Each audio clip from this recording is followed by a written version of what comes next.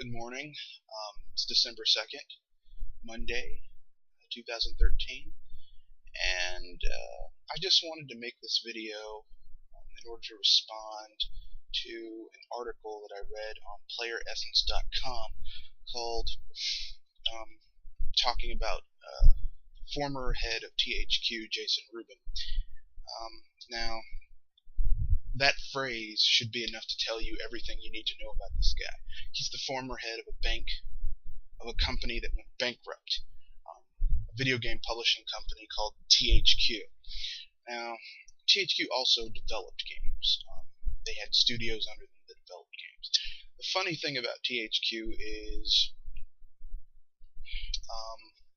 the guy about Jason Rubin is that he said that Nintendo is irrelevant in the hardware market, even though, nowadays, because, everyone wants to pay PS3, 360, whatever.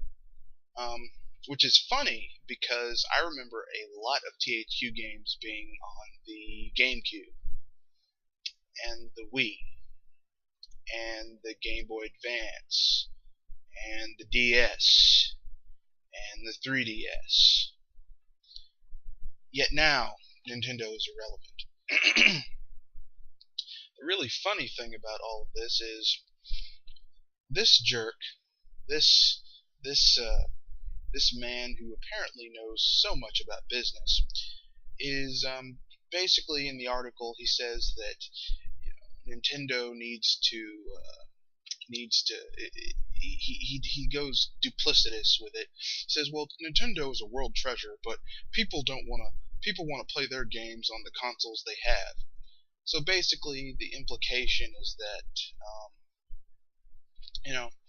people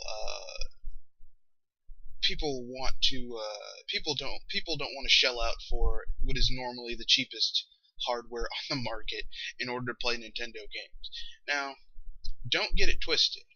Just because Nintendo hardware is normally the cheapest hardware on the market doesn't mean that it's underpowered. If you don't believe me,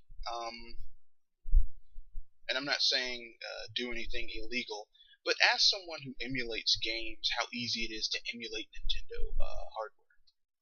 It's very difficult. Okay? Very difficult indeed. Okay? Now, I have an extensive SNES library. Okay? I don't mean like emulated ROMs or anything. I mean literally I have an extensive SNES library. I have most of my games that I grew up with. And some that I added as I got older. And I can tell you right now that there is no way in hell on this planet that Nintendo... Here's the thing you need to understand about Nintendo's hardware. They aren't going to blow anyone out the water power-wise. They never did. The SNES was considered powerful, but most of the power from the SNES came from the cartridges. That's why the cartridges were so expensive. Partially why, because most of the chips and ROM sets were in the cartridge, not on the actual console. The N64 was very powerful, but I mean, it still didn't blow anything out of the water. The N64 was technically more powerful than the PS1, but we all know who won that generation.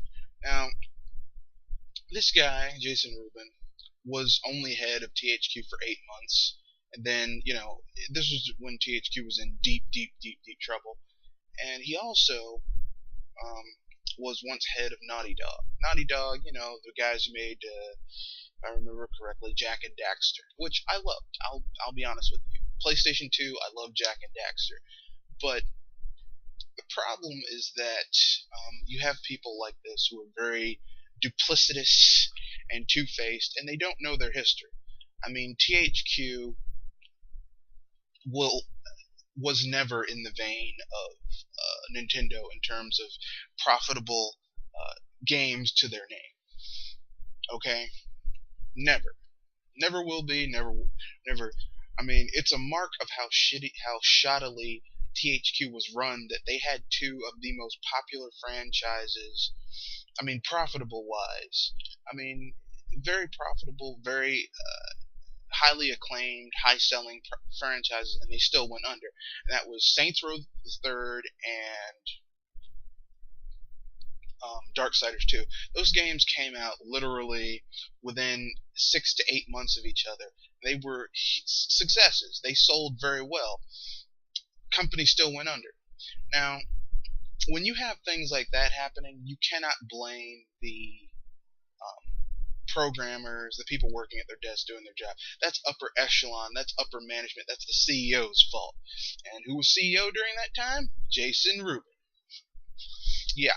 So this guy has something to say about a company, Nintendo, which Nintendo has basically, they very rarely sell their hardware at a loss for long. Almost every console maker sells their console initially at a loss. Okay, and don't believe the BS you hear from Microsoft, well, or Sony, or any of the people who've broken apart a Sony or Microsoft system, PS4, Xbox One, and said, oh, well, it's cost this much to manufacture. You have to factor in shipping, labor force costs. The materials might cost $471, but you also have to factor in how much it costs to pay the people to put it together and transport. So once you factor that in, they're still at a loss. So don't believe the hype. Okay. Now we're dealing with but Nintendo has for years, like if they didn't sell their consoles at a loss. And the reason they didn't is because Nintendo, I mean, they are technical wizards when it comes to using what one of the old school gangsters of Nintendo. He's dead now. May he rest in peace. Gunpei Yokoi. Now, Gunpei Yokoi is the guy who created the Game Boy. Yeah, Game Boy, Game Boy Color. He like the whole handheld market. That was him. He also basically incorporated this mantra into Nintendo's console making business. Withered technology. Withered technology just basically means that you take old, established technology that isn't expensive, okay, and you think of new ways of using it so that it's new and revolutionary, okay, which is why we got the D-pad and, the accelerometer in the Wii remote, and off TV play on the GameCube. This mantra of using older established technology that isn't expensive to use and using it in new and innovative ways has been a part and parcel of Nintendo for years. Which leads me to my next point. This guy, Jason Rubin, says that Nintendo is basically, just, falling apart, their hardware. Listen, okay? There is nothing, the more competition you have in the hardware market, the better it is, okay? For all those fanboys and drones who say that, oh, well, Nintendo should go third party. Let me tell you something. This would be detrimental for 3 reasons, okay? First, there isn't a third-party studio in the Western Hemisphere, in America or Europe, that can hold a candle to the quality of games Nintendo puts out. They'd be shamed, okay? They would lose a ton of money, okay? 2, if you didn't have Nintendo there keeping Sony and Microsoft honest with their business practices, they would basically run roughshod over everyone, okay?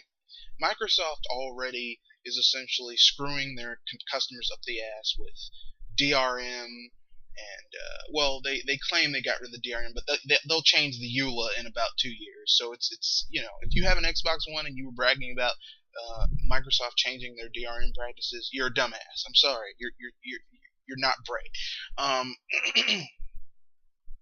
So Microsoft, is essentially trying to turn gaming into a service. Instead of putting out a good product and hoping that you buy it, they're gonna shell out a mediocre product and charge you money while they get it up to snuff. Okay, that's Microsoft. Sony tried to do the same thing, but they were sneaky little SOBs, and they decided, well, we're going to let Microsoft go out first, see how the reception is, and if people don't like it, we'll change.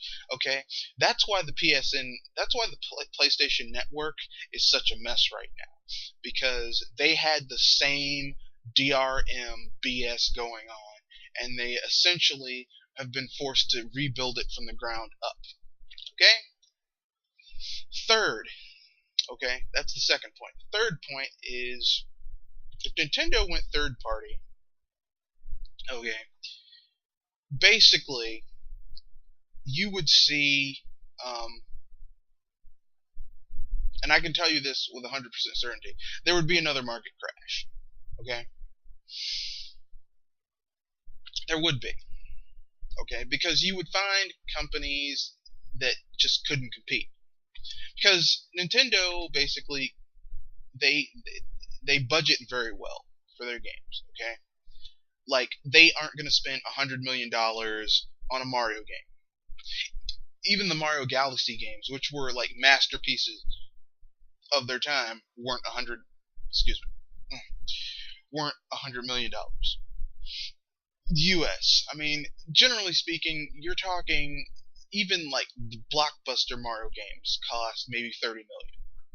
Mario Galaxy 1 and 2, because they use a lot of assets from 1 into, and they pared down a few things, and the only real addition that they added, it was a good addition, but the only real addition that they added were a few new suits and Yoshi.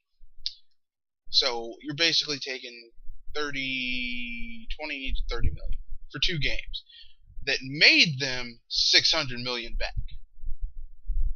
Think about that. It's between 300 and 600 million. 30 million to make, made 300 to 600 million. That's pretty good. It's pretty damn good. But anyway, so basically, this jerk, this man who was at the helm of a failed company, has the audacity to basically talk crap about a company that last gen destroyed Microsoft and Sony. The Wii destroyed Microsoft and Sony. Sales-wise, they did. Now, did the Wii get shovelware on their system? Yes. But when Nintendo came out with a game, or a third-party publisher came out with a game and actually tried to use the hardware, you got a pretty good game. Case in point, I mean, is Jason Rubin bitter because THQ?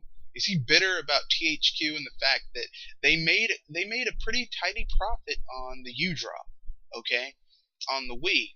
Then, because some people don't understand the concept of a niche audience, which means your audience is on a certain platform. Would it be nice if you could go to other platforms? Yes, but that's not how the world works. They took the U-Draw tablet and they put it on the Xbox 360 and the PS3, which the PS3, Sony has become a dude bro haven now. Is it as bad as Xbox? But no, but it's getting there. So basically, people who want to draw really cool stuff using innovative new game methods of gameplay are not going to be on Sony or Microsoft. I'm sorry, okay? Sony and Microsoft fans like controllers that, they want conventional controllers with conventional styles of gameplay. They want this, okay? They want this. Now, this is my 360 controller for my computer.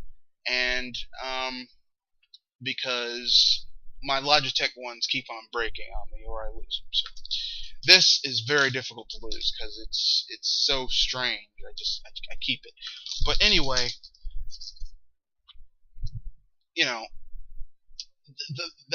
that market is not going to be on Dude Bro shooter console box 1 and 2, which is Xbox One, Xbox 360 and PS3, and now it's Xbox One and PS4.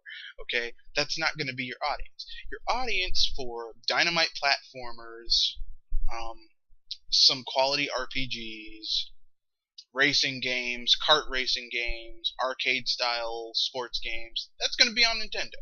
Okay? Are there Nintendo fans who want to play, you know,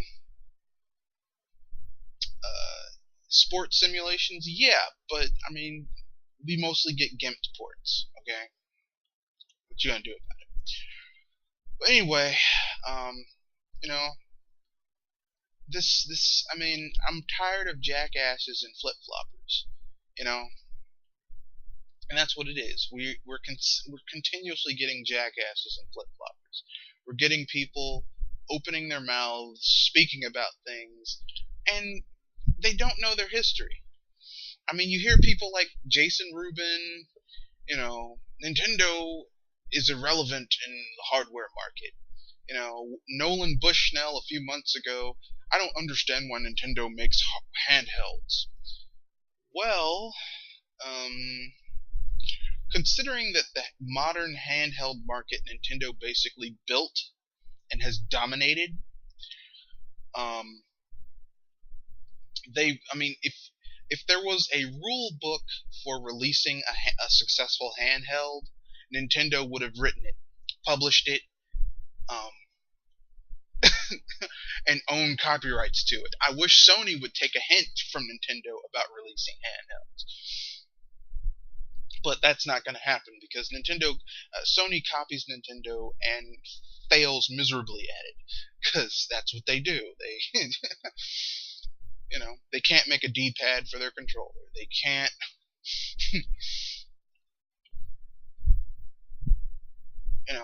They have a handheld that's selling miserably, and they decide to tag it on to not the most expensive console, but a pretty expensive next-gen console at a $200 price point. Now the thing used to be $300. The Vita. Well, it used to be for the 3G model. It was like $250. For the Wi-Fi model it was $250. For the 3G model it was $300. But these people, they are so stupid. Stupidity is the name of the game. Now, that's the end of my rant about Jason Rubin. Remember, rate, comment, subscribe, share, all that fun stuff. Have a good day, and see ya.